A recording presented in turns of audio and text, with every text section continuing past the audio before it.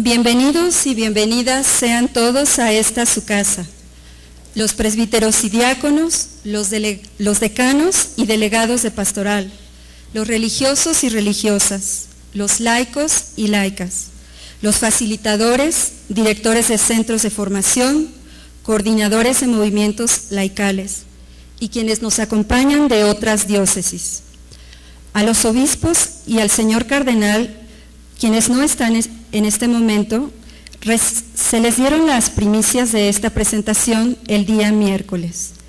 Agradecemos la presencia de todos y cada uno de ustedes.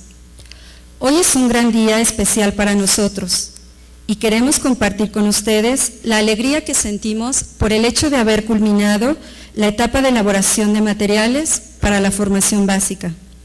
Consideramos que se trata de un don y de una bendición especial del Señor, por lo que hoy queremos dar gracias al Señor por todas las experiencias que nos ha regalado en este proceso y por todas las personas que han colaborado en la realización de este proyecto. Quisiera presentar a los integrantes de las mesas. En aquella mesa nos acompaña Monseñor Márquez Aquino, vicario general y episcopal de pastoral, Monseñor Juan Carlos Guerrero Ugalde, vicario episcopal para los laicos. Ambos han sido la cabeza de este proyecto. También nos acompaña el ingeniero Abraham Flores Ramos, director de PPC México, y el licenciado Víctor Chávez del INDOSOC, quien colaboró en la redacción del Manual de Pastoral Social.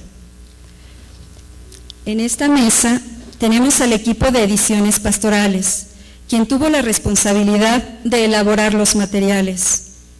El licenciado en Ciencias Religiosas, Vicente Otero Andrade.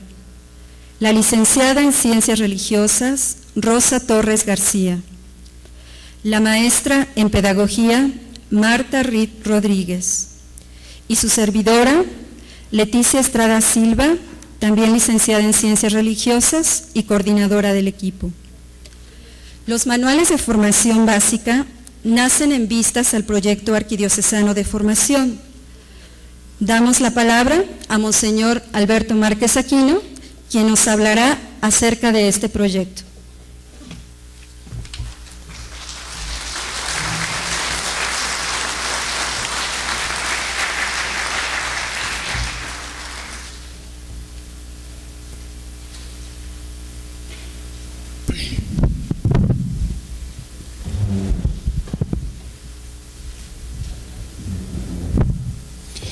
Muy buenas tardes a todos.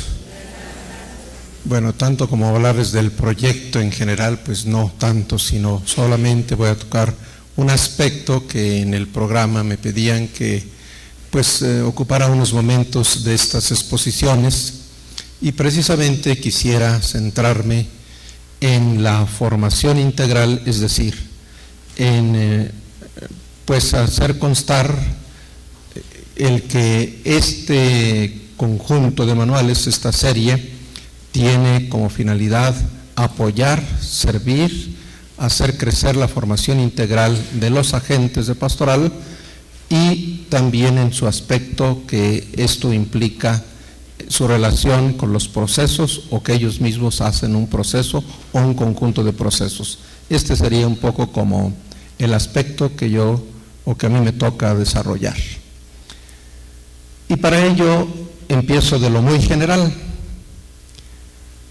advirtiendo cómo todo lo que nos impulsa y lo que nos motiva, que es la puesta en práctica del segundo sínodo diocesano, en esa gran proyección que ha tenido de la misión permanente, todo esto nos pide como tres vertientes de trabajo muy conocidas para todos nosotros. Por una parte, el que sepamos utilizar adecuadamente los medios de evangelización. Esto es siempre un aprendizaje, esto es algo que siempre tenemos que buscar precisamente para que nuestra evangelización llegue a buenos frutos. Por otra parte, la atención a las estructuras eclesiales, todo aquello que llamamos instituciones, todo aquello que forma parte de nuestra organización y que solemos también así llamarla, las estructuras eclesiales. Gracias a Dios, en estos años vamos tomando una conciencia muy firme, muy clara, sobre todo impulsados por la reflexión de Aparecida, que estas estructuras deben renovarse, que debemos tomar conciencia de cómo algunas son verdaderamente caducas. Entonces, medios, estructuras y, por supuesto, la respuesta decidida y generosa por parte de los agentes de pastoral. Esta es la estructura del sínodo, esta es la reflexión que así fue centrada, pero yo quisiera que caigamos muy bien en la cuenta de estas flechitas que de forma muy gráfica, y espero yo suficientemente elocuente, nos hacen ver cómo tanto los medios como las estructuras en gran parte están dependiendo de los agentes. Hace unos días había una reflexión en un grupo de agentes, parece que en una vicaría, y discutían, reflexionaban, ¿qué es lo más importante? ¿Las estructuras, los medios, la economía, etcétera, etcétera, o la formación de agentes? Yo creo que no nos debe quedar duda, sobre todo por lo que llevamos reflexionado en estos últimos años en el pensamiento arquidiocesano, sobre todo a la luz de las orientaciones pastorales del señor cardenal, que la columna vertebral, como él ha llamado, es la formación de agentes. ¿Cómo se van a utilizar los medios? ¿Cómo se van a renovar las estructuras? Si no es precisamente por la decisión, por la habilidad, pues en fin de cuentas, por el ingenio muchas veces de los mismos agentes de pastoral. Entonces, de estos elementos, yo sí creo que debemos centrarnos en los agentes. Más aún, si se trata de que hablemos de formación integral, aquí estaría uno de los aspectos de la integralidad de la formación de agentes.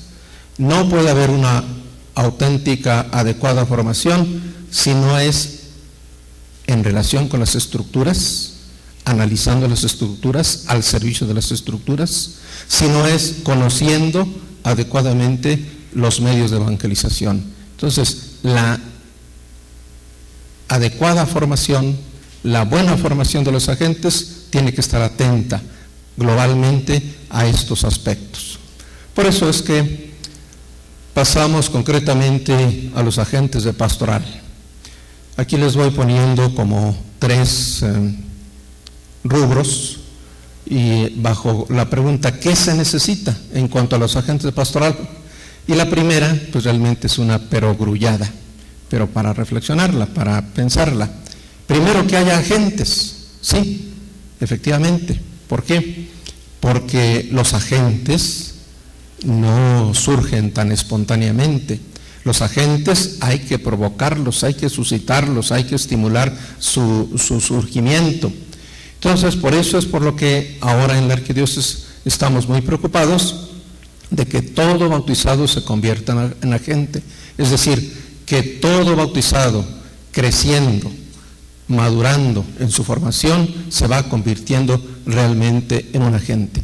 Pero, a propósito del tema que hoy nos ocupa, tenemos una vez más que subrayar, como lo hacía ya el señor cardenal desde las orientaciones pastorales, ahí citadas con esas siglas del 96, que especialmente los laicos. ¿Por qué? Porque si se trata de evangelizar las culturas, dentro de los agentes de pastoral, dentro de los sectores eclesiales, son los laicos los que están más inmersos en esas estructuras. Esa formación de agentes debe estar orientada hacia acciones específicas. Y aquí, tomando casi textualmente también otro número de ese documento, vemos a qué nos referimos cuando hablamos de ambientes. Y esto es una llamada de atención muy oportuna en estos momentos que hablamos de formación. Hoy formación básica, muy relacionada con la formación específica. Ahí tenemos los campos culturales, los ambientes, mundo de las drogas, organizaciones civiles, vendedores ambulantes, etcétera, etcétera. Y precisamente y a propósito, como en un segundo lugar, ponemos, como en letra más chiquita, también los servicios para las comunidades eclesiales, como puede ser la liturgia, la catequesis, los dirigentes de los diferentes grupos eclesiales, etcétera, etcétera. ¿Por qué? Porque todavía entre los pastores y los mismos laicos hay la tendencia de más bien fijarnos en este segundo aspecto, liturgia, catequesis, etcétera, y poco en los ambientes, poco en la cultura, poco en la sociedad. Esto, si tienen que tener una formación específica, esa formación desde el inicio debe ser una formación integral. Esta formación integral la podemos ver desde dos puntos de vista. Uno, verdaderamente fundamental, y aquí solamente enunciado, desde la inspiración del Evangelio, por supuesto. Esa inspiración del Evangelio que, siguiendo ese número 131 del documento de Aparecida, nos dice una formación como discípulo de Jesús, por supuesto. ¿Qué más? El ejemplo es Jesús. Él es el verdadero maestro para nuestra formación, que significa tres consecuencias aquí puestas: asumir su estilo de vida, todas las virtudes, todas las características, la forma de actitud, sus motivaciones, qué es lo que le preocupaba al Señor, y por lo mismo hacerse cargo de su misión, hacer nuevas todas las cosas, es decir, como nos dice Evangelii Nunciandi, la evangelización de la cultura, transformar el mundo, transformando precisamente la cultura. Y un gran ejemplo, como en la formación que Jesús daba, parte de la vida y vuelve a la vida. Y esto, para decirlo solamente con una palabra, es lo que encontramos realmente en lo que Él nos dice en cualquiera de sus parábolas. Las parábolas tomadas de la vida real para invitarnos a volver nuestra mirada a esa vida concreta que siempre nos ocupa. Y luego ya más en nuestro lenguaje, ya muy conocido, muy frecuente, en aquello que llamamos las dimensiones, las 4 famosas dimensiones, que aunque muy conocidas, me parece que sí, tenemos que seguir profundizando, reflexionando, haciendo experiencias para acabar de entenderlas y por lo tanto vivirlas y formarnos en ellas. La dimensión humano-comunitaria. Esto de comunitaria lo añade Aparecida, estábamos muy acostumbrados a decir la formación humana, pero por supuesto que humano-comunitaria la enriquece y la precisa, porque precisamente es preocuparnos en el sentido de la persona individualmente considerada, el yo, el otro, es decir, la comunidad. El crecer en comunidad, el servir a la comunidad, el favorecer la comunidad, eso es lo que nosotros tenemos que hacer. Por eso se completa diciendo allí, con el dinamismo de la solidaridad y de la participación. El sentido comunitario, no solo de la pequeña comunidad cercana, sino el sentido comunitario con todo el prójimo, con todo el hermano. La dimensión espiritual, precisamente comunión e intimidad con Dios, a partir de la pedagogía del encuentro con Jesucristo vivo. No es, por lo tanto, solamente esa vida personal de relación con Dios, eso se llama una formación intimista, puramente interior, que desgraciadamente todavía la encontramos en el criterio, en la forma de pensar de muchos cristianos. Tiene que ser una verdadera convicción que nos lleva al estar unidos a Cristo, como decíamos anteriormente, preocuparnos de sus intereses que son fundamentalmente el reino. Dimensión pastoral misionera, Igualmente este binomio completado por Aparecida, decíamos antes más bien dimensión pastoral, área pastoral, aspecto pastoral de la formación, ahora lo decimos